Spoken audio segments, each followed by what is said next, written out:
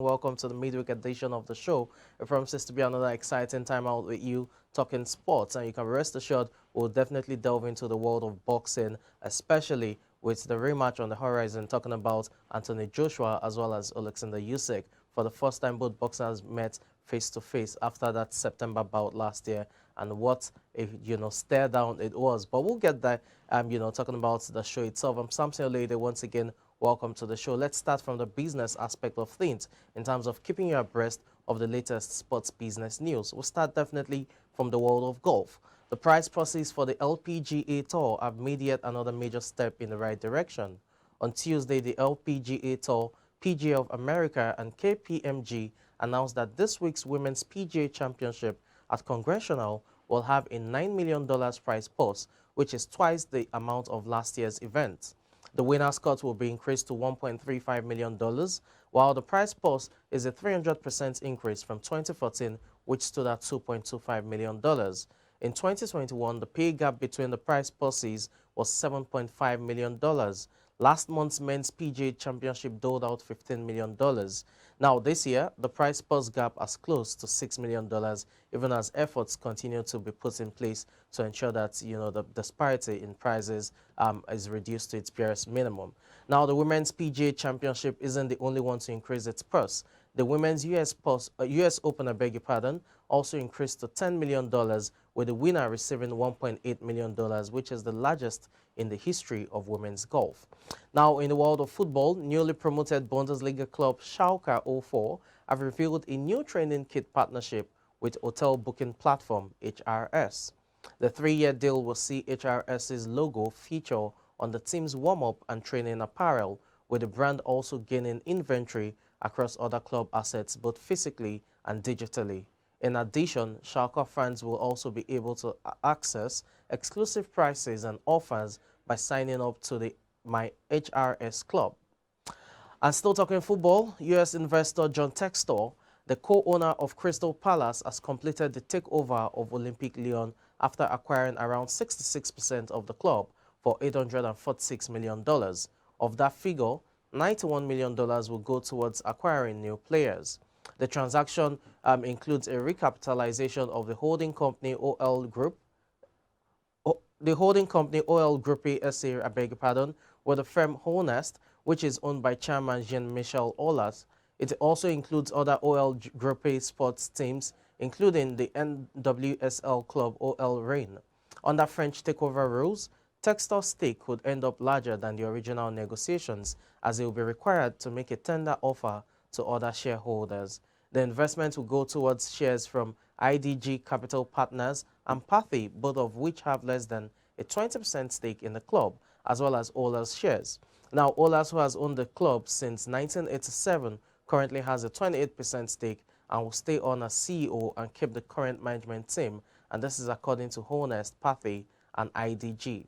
Under 17 Wafu B tournament that is ongoing in Ghana, Cape Coast precisely, that's the venue, and the Golden Eaglets, as they are known, that's the under 17 of Nigeria. The Golden Eaglets are making us proud at this point in time, making Nigerians proud that into the finals of the tournament, and into the final rather of the tournament, courtesy of a 3-1 victory over their Cote d'Ivoire counterparts. And it was Emmanuel Michael who got the Eaglets back on track. They considered a goal early in the game, but they scored 3 goals back to be able to get the win. Now, as a result of the win and qualifying for the final of the Wafu B tournament, the Golden Eaglets of Nigeria have clinched a ticket to the African Cup of Nations. That's the under-17 African Cup of Nations taking place next year.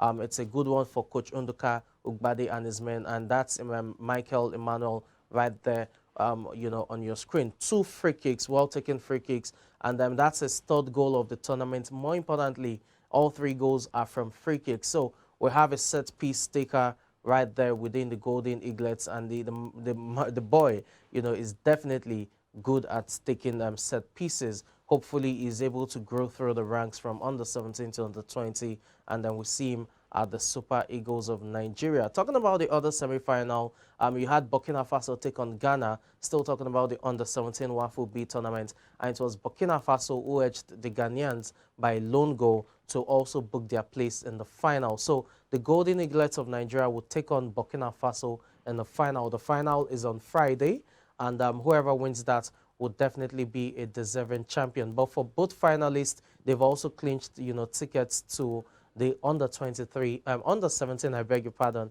African Cup of Nations taking place next year. So from the Wafu B zone, you have Nigeria as well as Burkina Faso, who will be representing the zone when it comes to the under-17 African Cup of Nations. Again, Coach Unduka Ugbade has done a very good job with this team, and it's all about, the purposeful play. Whenever they have the ball, you can always see the attacking threat there. And for Emmanuel Michael, once again proving that he has what it takes when it comes to scoring goals from set pieces. You also had Abubakar Abdullahi score the other goal for Nigeria. Remember, Emmanuel Michael scored a brace while Abubakar Abdullahi got the other goal for Nigeria to book their place in the final. So it's quite commendable. And for Emmanuel Michael, he's a player of the Simon Ben, Academy in Kaduna. Now, what's interesting about that academy is that it's owned by Super Eagles, attacking player Moses Simon. Remember, Moses Simon once played for Levante in the Spanish La Liga. So Moses Simon of the Super Eagles of Nigeria owns Simo Ben, the academy where Emmanuel Michael, has grown. And you have to just give him credit. Talking about contributing back to the game, that's what Moses Simon has done. Well, let's turn our attentions now to European football. Yes, the football leagues have ended, talking about, the major domestic leagues, but it's all about the transfer market at this point in time. And yes, different speculations about players leaving or coaches, but we'll take, the confirmed stories because it's better to give you the authentic news rather than give you speculations. Starting from the authentic one, yes, Romelu Lukaku of Chelsea Football Club is back at Inter Milan following, a difficulty return to Stamford Bridge where he fell out of, ways with the coach, talking about Thomas Tuchel. But 8 million euros is what it has taken or required for Romelu Lukaku to go back to Inter Milan, and the loan deal is just for a year. In other words, it's for the 2022-2023 season. Now, what's interesting is that there are no add-ons, there are no obligations rather, in terms of Inter Milan getting him on a permanent deal. Remember the last time he was at Inter Milan, he helped the team win the Italian Serie A title known as the Scudetto, also emerging as, the most valuable player just 2 seasons ago. But he will be back at Inter Milan for his second stint. Let's see if the second stint can get Romelu Lukaku back to the lofty heights that saw him move to Chelsea for a record £93 million at the time. Unfortunately, the stints, didn't end well for him at Chelsea, and he has to be shipped out on loan. Still talking about Inter Milan now, let's talk about their coach, Simone Inzaghi. Yes, the brother of AC Milan legend Filippo Inzaghi. Simone Inzaghi has signed a contract extension with Inter Milan as their coach until 2024.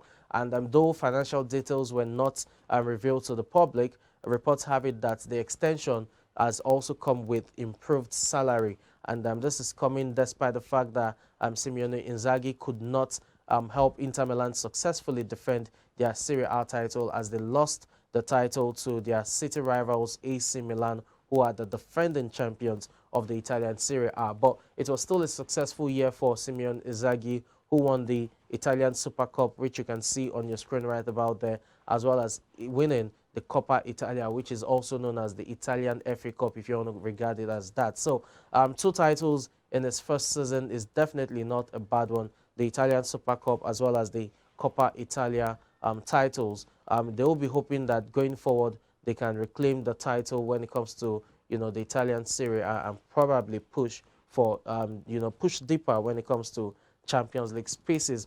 Let's move away from there now and talk about a Japanese player, one who currently plays for Liverpool but is on the verge of signing for AS Monaco, and that's Takumi Minamino. Yes, the man who was Liverpool's best player during the cup competitions last season, playing a pivotal role in Liverpool, lifting the domestic double, talking about the Carabao Cup as well as the FA Cup, is set to leave Liverpool after both clubs have agreed on a £15 million deal plus add-ons for Minamino. And the reports have it that a 5-year deal has also been agreed with the player. So it's just paperwork that are left to be signed. And afterwards, Takumi Minamino will leave Anfield for AS Monaco on a 5-year deal. It must be said that Minamino's stint at, Liverpool didn't end too well for him in terms of playing time, but in terms of trophies, he won it all. Won the Premier League barely 6 months after he joined the club, and he also won the Champions League